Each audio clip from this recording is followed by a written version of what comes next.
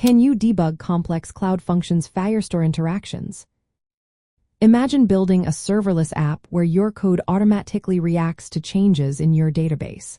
Now, what if that code isn't working as expected? Debugging these interactions can seem tricky, but it's definitely doable. Let's walk through how you can troubleshoot complex cloud functions that work with Firestore on Google Cloud Platform. First, remember that cloud functions are pieces of code that run in response to events, like a new document being added or updated in Firestore. Because these functions are serverless, they run on Google's infrastructure, which makes debugging a bit different from traditional apps. The challenge is that these functions are asynchronous and distributed, so pinpointing issues can be tricky. One of the best ways to debug is by using local emulation. Google offers the Firebase CLI with a Cloud Functions emulator. This tool allows you to run your functions on your local machine. You can simulate Firestore events, like document creation or updates, by crafting specific payloads. This way, you can test your functions without deploying every time, saving you time and effort. The Functions framework supports running cloud functions locally in different programming languages.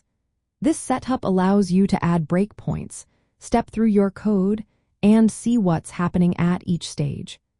Using an IDE like Visual Studio Code makes this process even smoother, as you can set breakpoints and watch variables in real time.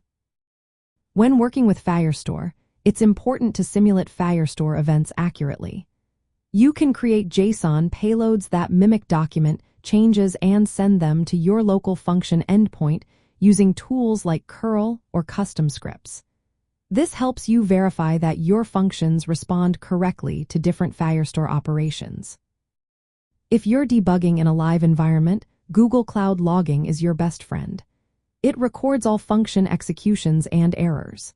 By adding detailed logs within your code, especially around Firestore reads and writes, you can trace what's happening during each function call.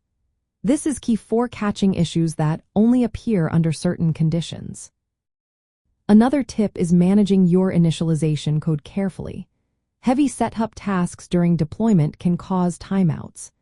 Google recommends deferring such tasks to runtime using hooks like onInitialize, so your functions start faster and are easier to troubleshoot. From a broader perspective, optimizing Firestore usage helps prevent issues. For example, avoid sequential document IDs that can cause hotspots, and choose database locations close to your users to reduce latency. These best practices help keep your functions running smoothly.